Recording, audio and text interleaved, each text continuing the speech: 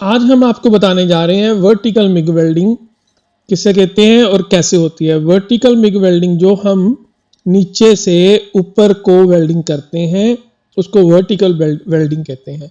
जैसे ये फोटो में हम आपको दिखा रहे हैं कि हमने 2-3 टाइप की वर्टिकल मिग वेल्डिंग की है। ये पहले नीचे से शुरू करके ये ऊपर की तरफ जाती है। और इसमें सबसे बड़ी प्रॉब्लम क्या होती है कि जब हम वेल्डिंग करते हैं ना, तो इस तरह से जो पडल होता है वो नीचे की तरह बहना शुरू कर देता है। तो इससे जो वेल्डिंग है वो बढ़िया नहीं होती। और सबसे बड़ी प्रॉब्लम यही होती है कि ज़्यादा करंट देने पे तो ये जो पडल है वो बहुत ही गंदा दिखना शुरू हो जाता है, अंडर कट भी होता है और ऐसे लगता है जैसे कोई चीज़ ड्रॉप हो रही है नीचे। तो इसको ड्रूपिंग कहते हैं इंग्लिश में, कि ड्रूपिंग हो रही है। तो इसमें बहुत सारी प्रॉब्लम रहती है। तो हम इस बार जो आपको दिखा रहे हैं इस वीडियो में, तो सबसे पहले हम ये बिल्कुल स्ट्रेट कर रहे हैं।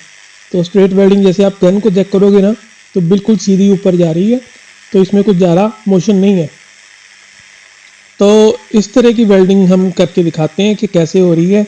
और क्योंकि ज़्यादातर लोग इस चीज़ में स्टक कर देते हैं, क्योंकि जब वो ड्रॉप हो जाता है, पडल ड्रॉप होना शुरू होता है, तो बहुत ही मुश्किल आती है।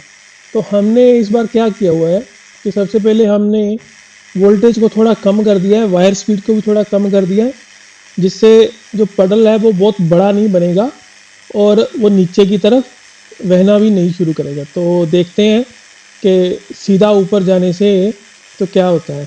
तो हमने थोड़ा सा वोल्टेज को कम किया है। ये आपने ज़्यादा कम नहीं करना, ज़्यादा कम करोगे तो पेनिट्रेशन कम हो जाती है और वेल्ड जॉइंट जो होता है वो हल्का हो जाता है।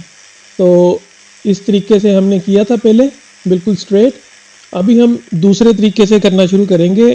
तो दूसरे तरीके से क्या है कि आप अभी चेक कीजिए कि अभी हम जैसे इंग्लिश का वर्ड जेड होता है ना, तो जेड टाइप वीविंग कर रहे हैं। अगर आप वीडियो को थोड़ा सा आगे जाके जूम करके देखोगे ना, तो आपको गन अच्छी तरह दिखेगी कि गन जो है ना वो इंग्लिश के वर्ड जेड की तरह चल रही है।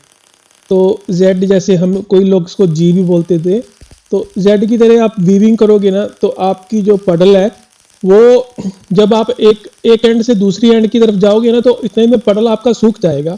तो इसलिए आप दोबारा वापस आओगे तो नया पडल बनेगा।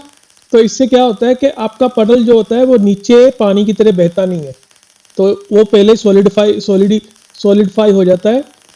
तो उस तरह से सॉलिड होने की वजह से तो वो नीचे की तरफ बहता नहीं है। तो इसलिए आपको इस तरीके से आप जी वीविंग करोगे ना, तो आपको वर्टिकल वेल्डिंग में बहुत ज़्यादा हेल्प होने वाली है।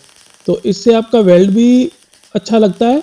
और लेकिन ये हमारे पास 3 मिलीमीटर की शीट है, तो 3 मिलीमीटर की शीट के लिए हमने वोल्टेज को थोड़ा सा कम करके और वायर स्पीड को थोड़ा सा कम करके तो उसको वीविंग करनी शुरू कर दी है। तो इस वीविंग से क्या होता है कि आपका जो वेल्ड है वो पडल नीचे नहीं गिरता और वेल्ड भी आपका मजबूत रहता है।